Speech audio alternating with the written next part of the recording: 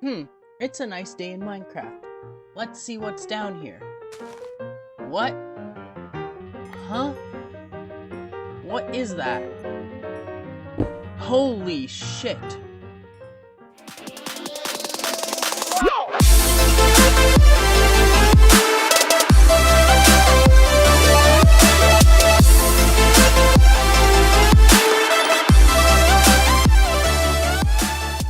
Hey everybody, DTEGameland here, and welcome to a brand new data pack that I've made. It is actually my very first data pack. So, someone asked me to update the Miner's Dream command into 1.15. I didn't do that because I thought that the Miner's Dream was a little bit overpowered and it wasn't as cool as what I came up with.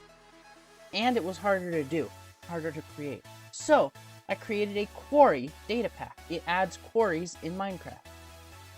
So let's get straight to it. It's a data pack, which means you'll have to download, link in the description for download, and then you'll have to plop it into your data packs folder in your world, in your respective world.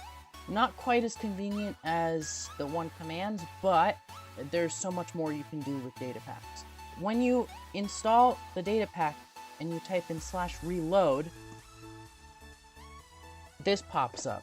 It says, thanks for installing the Quarry Datapack by DTEGameland, hope you enjoy. If that doesn't pop up, you didn't install it right. So, yeah.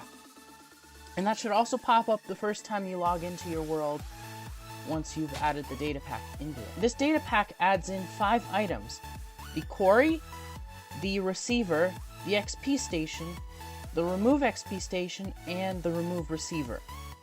So, to get these items, we first need to summon the villager where we can trade these items for. To summon the villager, just drop 5 emeralds, 3 eggs, and a stick, and your villager should be summoned. It's called the Quarryman. This is what the trades are. So for the quarry, it's 2 diamonds, 2 iron blocks. For the XP station, 24 lapis and 3 books. The remove XP station is 10 sugarcane. Receiver is 5 chests and 1 minecart with hopper. And the remove receiver is 3 blocks of coal. What do these items do? So let's start off with the quarry. After a certain point, it starts breaking the blocks. And that's basically what it does. It just keeps destroying blocks as it goes down. Alright, so now let's look at the receiver. So the receiver, you plop it down, and all of the items that were here get teleported. So as you can see, it takes out the experience, the blocks, but not the experience. The experience is still all here. So, in order to fix that, you put down the XP station, and all of the XP gets teleported to the XP station. So, the remove receiver removes the receiver, and the remove XP station removes the XP station. The quarry removes itself once it reaches bedrock, so you don't have to worry about that. Those are basically all of the items in this data pack. But I have over here some designs for how you might want to use this data pack. There are 2 designs: the more expensive, simpler version that is more effective, and the cheaper, more complex version that is less effective. So, let's take a look at these systems. So, if we place down a receiver in here, as you can see, all of the items get picked up. When they drop down, they get picked up by these minecarts with hoppers, and they will all make their way down to this chest, which already has some stuff from before, which I forgot to clear. But as you can see, all the items make their way down here. So the system works very well. You could do about almost 2 quarries with this system. However, the system only works if you don't have powered rails constantly and the minecarts are moving like this in this really irregular sort of almost stopping, moving backwards, switching directions, as you can see right here. This is what gives the minecart the ability for the minecarts to unload. Otherwise, the minecarts go way too fast on the track, and their items end up not unloading onto these hoppers, which basically means that the system is less efficient. The more minecarts with hoppers you have, the better this system works. So as you can see, it's very expensive.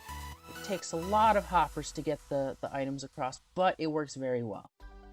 So if you have a lot of iron, I highly recommend doing something like this to capture all of the items from the quarry. Let's take a look at this system. Let's summon a receiver right here. So this system's a lot simpler. It only requires 10 hoppers throughout the whole thing. However, it does require a little bit of redstone. But even so, it's not very complicated. It's just 2 pistons, regular pistons, some comparators, and it basically, whenever one side gets more powerful than the other, the redstone block switches sides. And some observers. Not too complex. And this is just dispensers with buckets of water. So as you can see, this is filled up pretty well. That's basically all there is to see from this data pack. It'll go all the way down to bedrock.